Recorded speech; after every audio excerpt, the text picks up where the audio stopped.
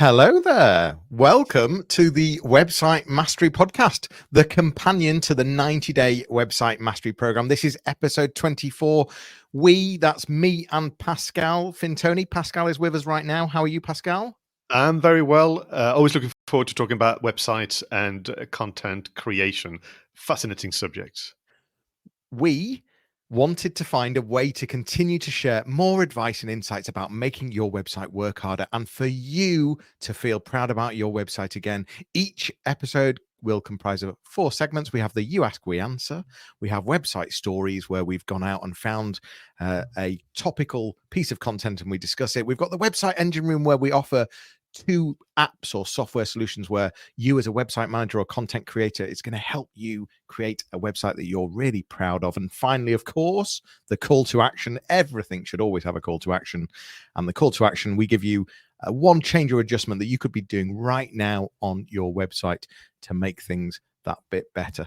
We'll start with the first segment and I'll hand it over to Pascal with You Ask, We Answer.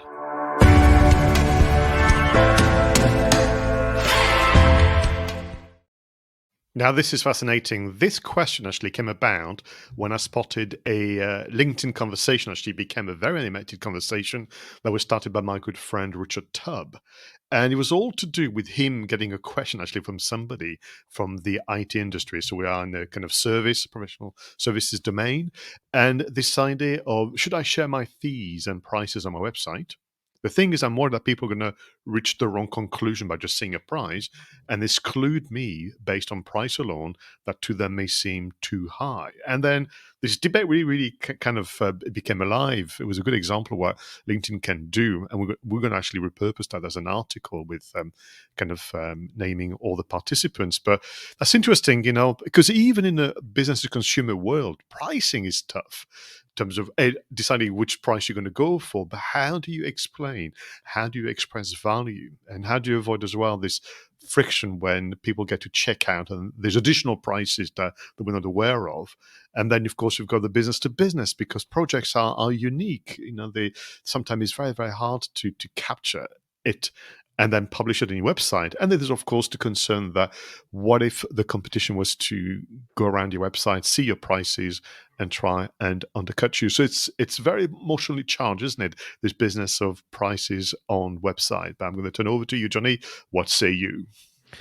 Well, it's emotionally charged on both sides because the buyer potentially will be making very quick decisions purely based on seeing a number, and the seller is always worried about, is it too high? Are they going to go for it? And having worked with so many business owners like yourself, Pascal, doing those in-person events for so many years with so many delegates, all owning small to medium businesses, every business is worried about their pricing, and most businesses, don't price things high enough.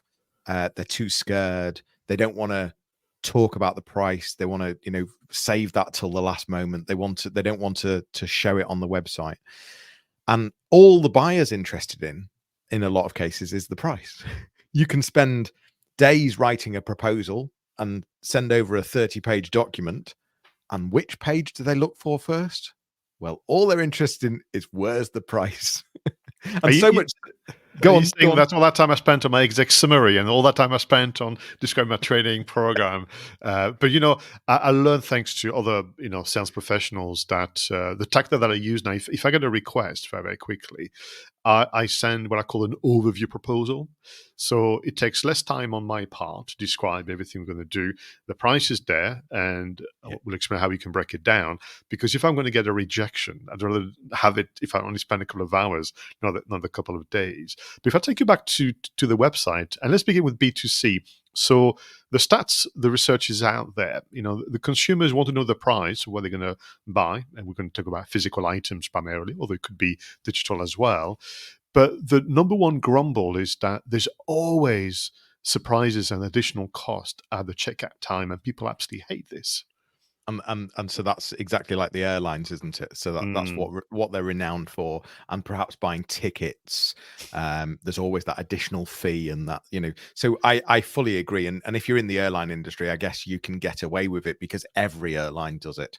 And so, but I think if you're wanting to get the consumer on your side, then the less hidden stuff there is and the more value you add right from the beginning. So here is the price, and actually it includes everything, or you're just very transparent. So it's all about transparency. For B2C, you have to be absolutely crystal clear, transparent, making it very easy to understand, and no hidden surprises. It is the best way to win consumers. From a B2B point of view, I don't think, unfortunately, there's no right or wrong as to whether you should show prices on your website. I think some of it depends on the industry.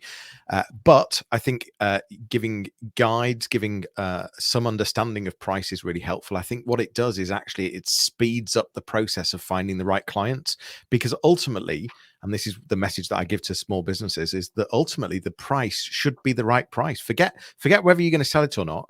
You need to price something up so that you're making enough money to be profitable. That's what a business is about, and to either buy you the time to have a lifestyle business or buy you profit to be able to pay staff, etc., etc. So the price needs to be the right price.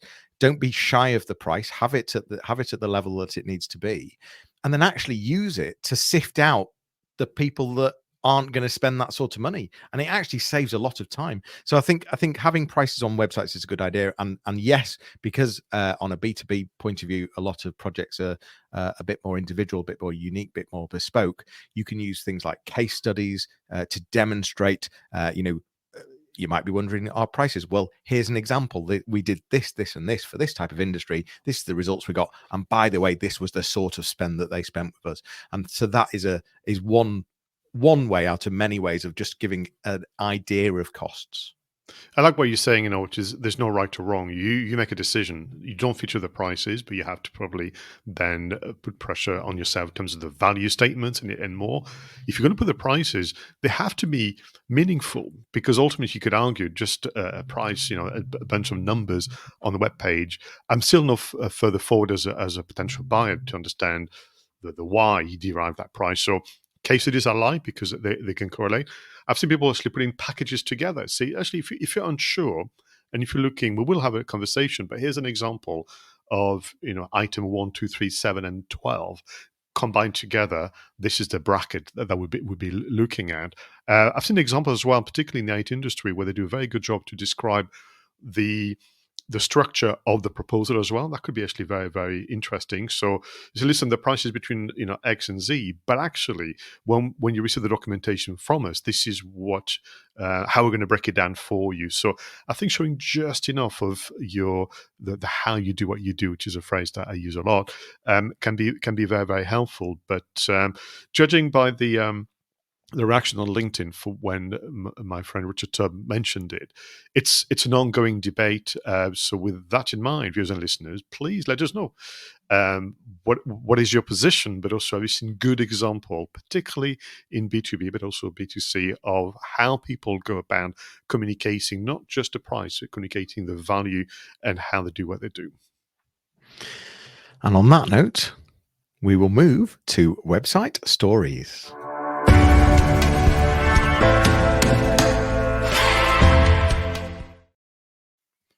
Now, normally with website stories, what we do, Jonny, well, you know what we do. I'm not to tell you. What do we do, Pascal? This is only episode 24 of the Website Mastery podcast. What do we do, Pascal? So what do? We chose an article, which was a podcast, a video, sometimes an infographics that is in and around the business of running websites. But today is actually very different. This is an announcement. This is an announcement from the team at Google, and rolling out on the very latest versions of iPhones, Androids, and more, they have created and invented, designed a new way of searching, taking advantage of the touch screen. So I've chosen one article amongst many because the announcement started, I think, mid-January. This one was written by Alistair Pott, who's a director of product management at Search Google. It was called 5 Ways to Use Circle to Search by Alistair Pott. So the question is, what is circle to search. And we're very, very lucky because in addition to the articles, Google released their official adverts and video. So I'm going to ask Jonny to play that video for us. And for people listening to the audio version only, apologies. We will come back and describe to you what you would have missed in the meantime. But have a cup of coffee and enjoy the music. And here's the video.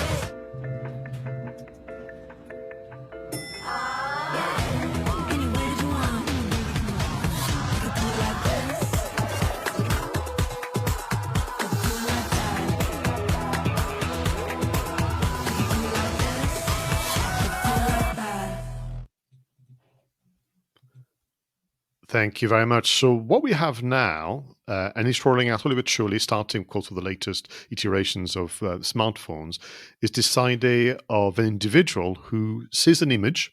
That image has obviously elements within it, foreground, middle ground, and background. And using your finger and the touch screen, you can circle one particular item within that photography and get such results without having to leave that particular interface. So we can do that to a point right now with long press and that kind of things. We end up having to leave the website or the social network and so on.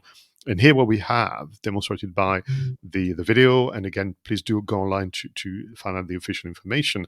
You can circle an item. So the example that was given officially was picture of someone wearing glasses. You can circle just the element of the screen where the glasses are, and you get such results, products, and more on the research. You can also highlight by essentially scribbling with your finger on top of a monument, which is what we saw, get more information. You can tap, you can actually take your own photos and then use that to search the web and so on.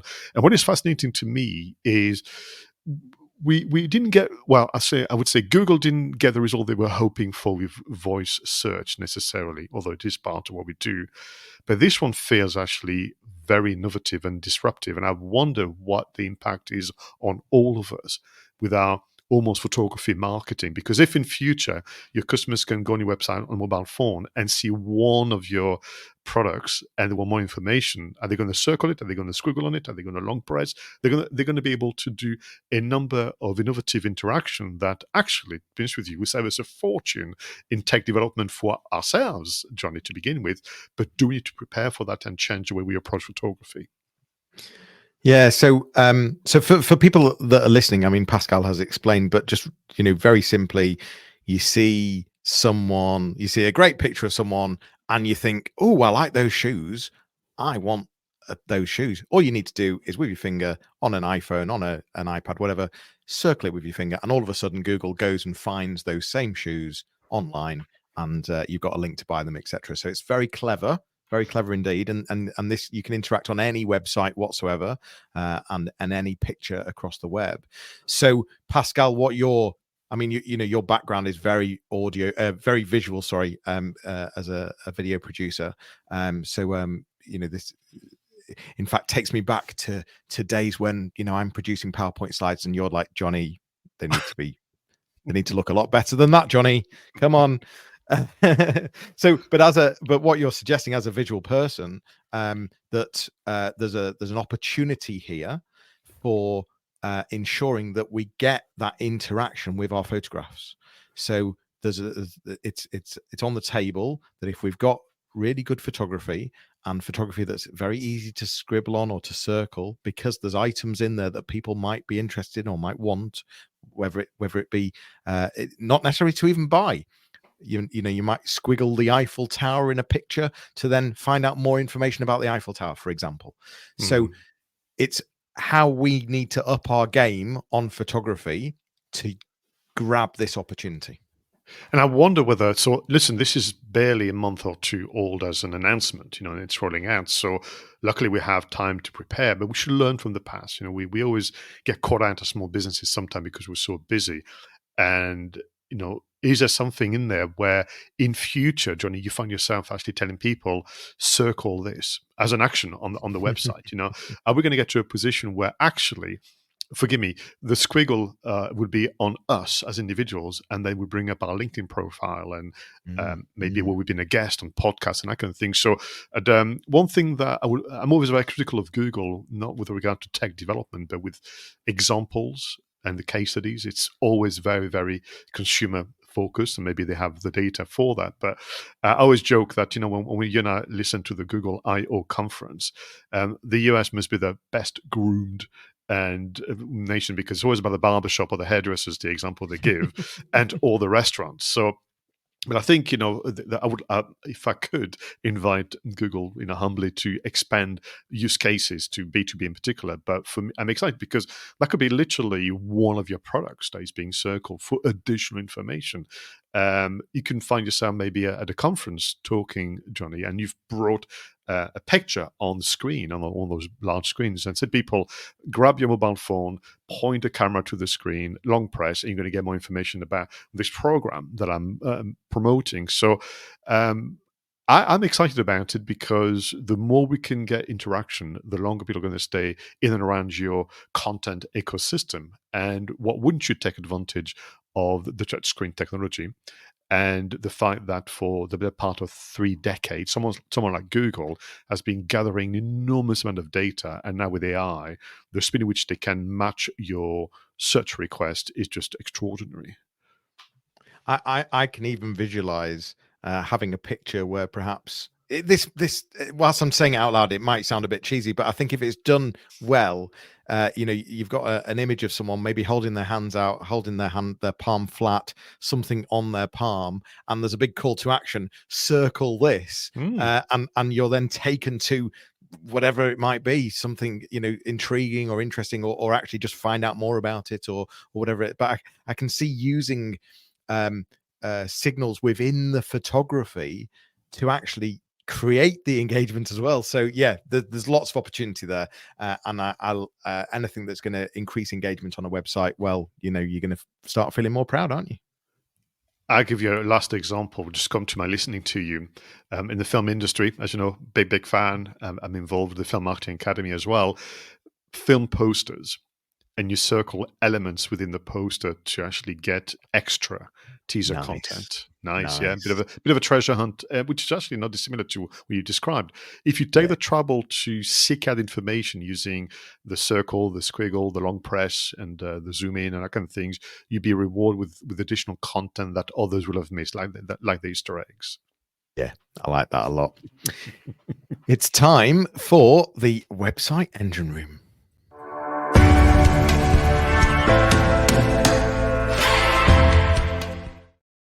And now, in each episode of the Website Mastery podcast, we surprise each other with a discovery from the interweb, an app, a solution, maybe some hardware that can make life easier as a content creator. So, Johnny, what is your discovery for episode 24? Typeform. It's been around a while, but there'll still be a lot of people that aren't familiar with it. Typeform is a versatile tool for building beautiful and interactive forms, surveys, and quizzes. It's great for engaging your audience and collecting data in a more conversational way. It's cleverly designed to get you through the form. So the way it works is that you might have those forms where you've got 20 questions, 30 questions. Well, the way Typeform designs it is the usability is just in a very nice flow that makes you feel like you're not answering all these questions, and actually you're just sort of bite-sizing it down, answering a couple at a time. There's lots of others out there, there's lots of competitors, but I quite like Typeform to make things really simple and to give you those interactive forms, surveys, and quizzes on your website. Thank you very much. And I need your help because I am a lapsed user of Typeform. You said beautiful, but many years ago, they were not. So I'm guessing from the description that things are really moved on with Typeform, and I should go back to it. Yeah, the great thing about it is that you can really bespoke it and integrate it very easily into a website, and therefore changing the design. And you've got quite a lot of capability now with Typeform to be able to really bespoke the design on it. Super. Thank you very much. So my selection is actually an oldie, but it's a goodie. So it's a product that comes from this platform called similarweb.com, and they have launched, this is a pro version. They've launched a free version for kind of small teams and entrepreneurs called similarsites.com. And as the name may indicate, it's like a search engine function that helps you find a similar website to the one you've entered in the search box. Now, two examples of how you could use that. You've secured a great contract, and because you followed the advice from Jonny and didn't write a very long proposal, and they love you, and so on. And you think, this is actually a very good customer for us. I wonder if there are others like that in their industry. And so what you can do with similar sites, you can actually enter their URL, website URL, and be given a list of similar websites. Now, it's not going to be perfect, but that can really save you a lot of time with regard to market research. And then once you have the website, you can then go on LinkedIn, for example, and find the decision makers. So that's one way.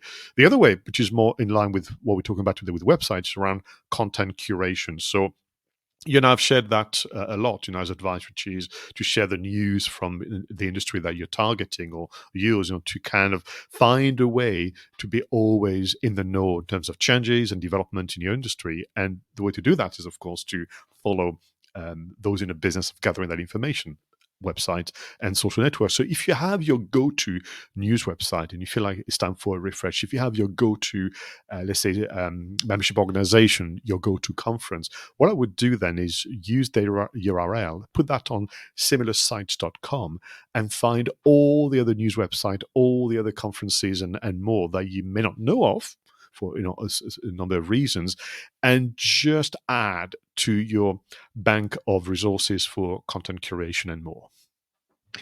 I love how such an old tool that was just seen as sort of a scraper and a data gatherer and sort of an advertising platform in a way has actually come up with something quite ingenious in Yes. terms of being able to speed things up in finding some really great content and similarities. So yeah, it's an old one, but it is a good one. It is a I good like one. it. Very quickly, although similarsites.com is the one I'm kind of pushing today. If you are a full-time kind of content marketer and SEO practitioner, the pro version is probably worth you looking into very, very quickly. They have this incredible dashboard for referring sites, which is kind of very, very cool as well. So, to know about yours to begin with, but also, let's be frank, the competition and more, knowing where they're getting the referring traffic from can give you some ideas for your next tactic. And that's going to help you with your link building strategy. And on that note, we will move to the website call to action.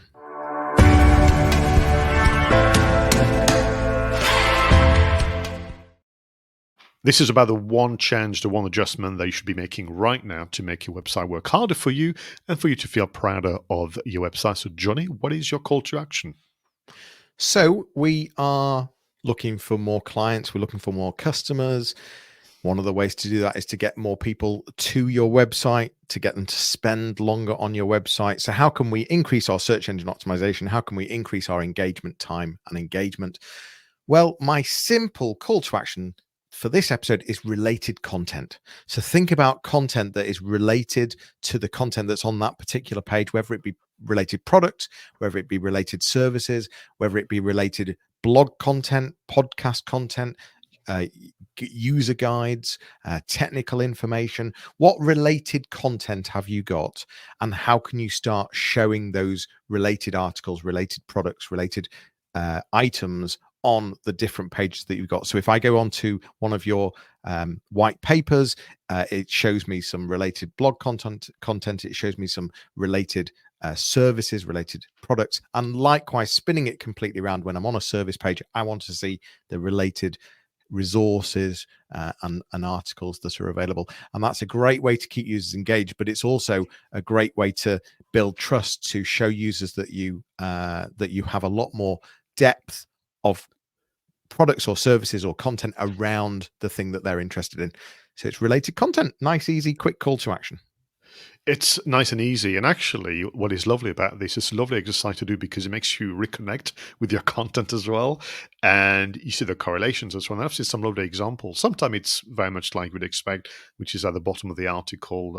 You might find this interesting, but sometimes people go further and they create proper compendium articles saying on the subject of, in case you've missed them, here's our kind of top list of that kind of thing. So you can really make it quite conversational in nature as well as practical. What is your website call to action? Listen, this one is one that I'm wrestling with at the moment for my own business. So when was the last time you checked and challenged the design of your contact us page? I get it, you've put all the effort on the homepage, put all the effort in the products and services, you're blogging away because Jonny told you so, and you're doing all that wonderful things.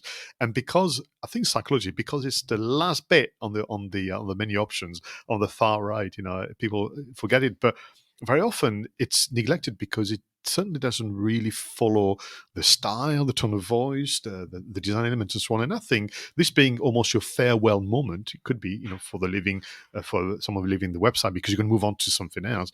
Then what I would do is research and bookmark examples from other sectors. I mean, really other sectors. Don't look at the competition. You're going to end up plagiarizing, or it's the same as everybody else anyway.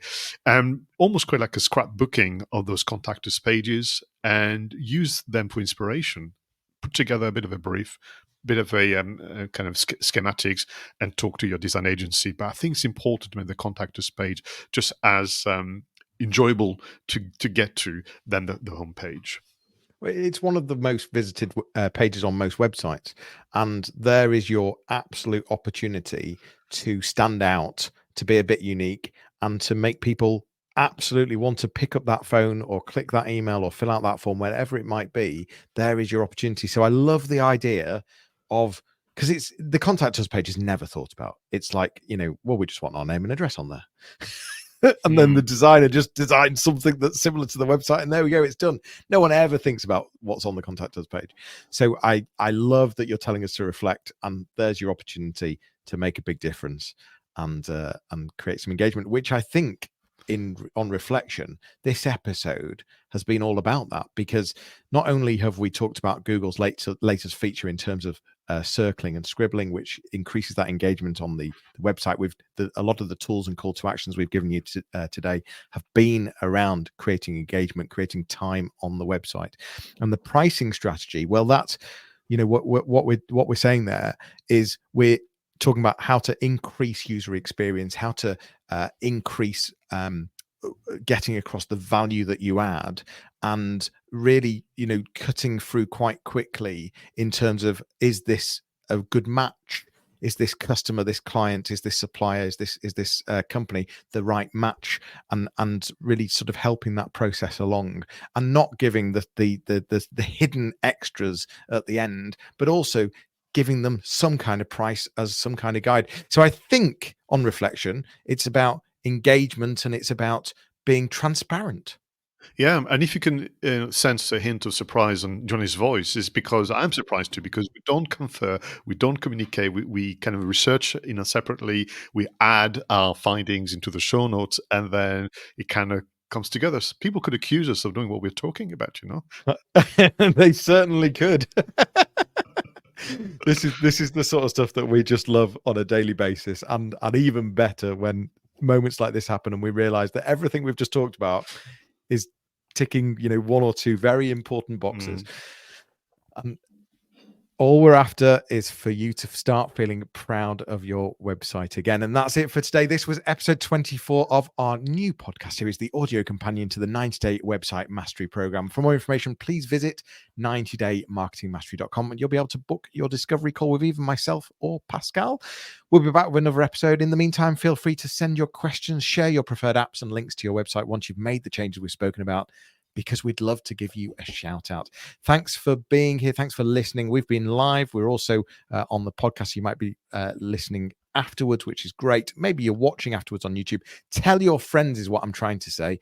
Tell your friends if this has been helpful, if it's added value, and give us feedback. Add comments, subscribe, share some of the love, because this stuff we are passionate about, and we want to help you feel proud of your website. Pascal, it was lovely seeing you. Thank you Enjoy very the much. weekend. Do you And too. for now, I will leave you all with a fun video montage to go whilst you reflect and think about what little bite-sized things you're going to do on your website in the next few days to start feeling proud. We'll see you soon. Take care.